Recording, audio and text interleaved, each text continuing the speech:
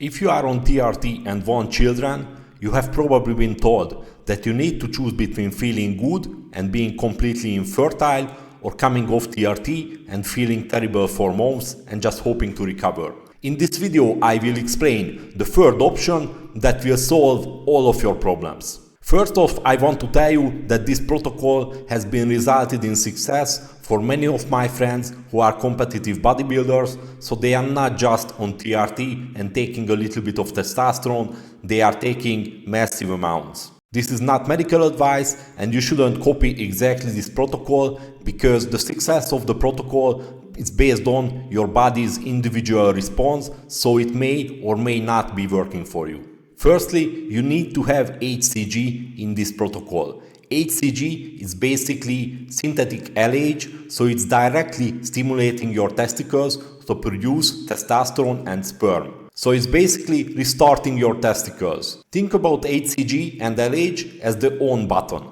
So basically, if you are pressing the button, then you are stimulating your testicles, and if you are not pressing the button, there is no LH or HCG in your blood, then your testicles will basically not produce any testosterone and any sperm. Most men make the mistake that they are thinking that HCG is enough. Meanwhile, it's completely wrong. FSH is the actual hormone that is responsible for sperm production in the testicles. For this signal, you need to have HMG or recombinant FSH in your protocol. Otherwise, it will not work. Many people are skipping this part because HMG and recombinant FSH is quite expensive, but it's because they are working. For now, we basically covered to stimulate directly the testicles with injections for testosterone and sperm production. This protocol so far is working in your bottom part, but we didn't cover the two signaling hormones that are basically directly coming from your brain. For this pathway, you need to use enclomiphene or clomiphene citrate. I would say this is not necessarily essential for the success of the protocol because we are already stimulating the testicles directly with the two injections. But if you want to be sure, then I would be using clomiphene or enclomiphene citrate. These two compounds will basically block the estrogen signal in your brain, so it will directly stimulate LH and FSH production, and it will signaling to your testicles that you need to produce testosterone and sperm. So now, after taking this protocol for a couple of weeks, you are already producing a lot more sperm than before. But sperm count doesn't mean anything if your sperm quality is low. Many people have inflammation in their bodies, nutrient deficiencies, they are producing a lot of sperm, but the quality is not good, and that's why the pregnancy is not happening. What you need to do is basically support the micronutrients that are required for sperm production, for testicular health, and low inflammation in the body. The fourth compound that you can use for a very potent antioxidant effect is called glutathione. This is basically the master antioxidant in the body, and it's directly bringing down inflammation and increasing sperm quality and making your testicles healthier. The most common mistakes with this protocol is rushing dosages and starting them really high. With dosages, basically you should start low and titrate up based on the sperm analysis results that basically you should do every 4 to 6 weeks. Also, if you are thinking that one of these compounds only will be enough, then you are probably making a big mistake and you are delaying the pregnancy to happen.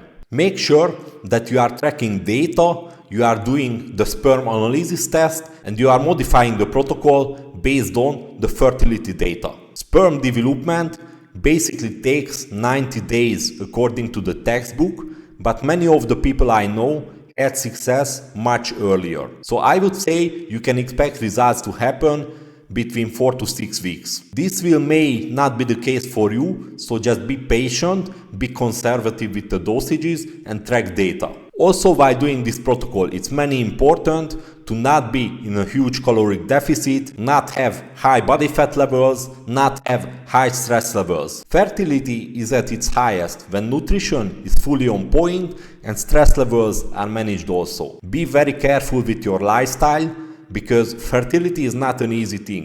So if you are smoking cigarettes, you are drinking alcohol, you are taking recreational drugs, you are partying, and you are living a stressful lifestyle, then this protocol may not be solving your issues, because your issue is not the lack of protocol, your issue is your lifestyle and just poor choices overall. So fertility on TRT is basically not a very hard thing to achieve, and if you are thinking that TRT is basically equaling to infertility, then you don't know what we are talking about. Fertility is absolutely manageable with these compounds, and so far basically almost all of the people had success with this protocol who I personally know. For this protocol to work, it's very important to make it personalized and take the dosages that you need personally, and don't just take as much as you can, because the testicles basically can become less responsive for the signals if they are overstimulated. If you like the video, subscribe,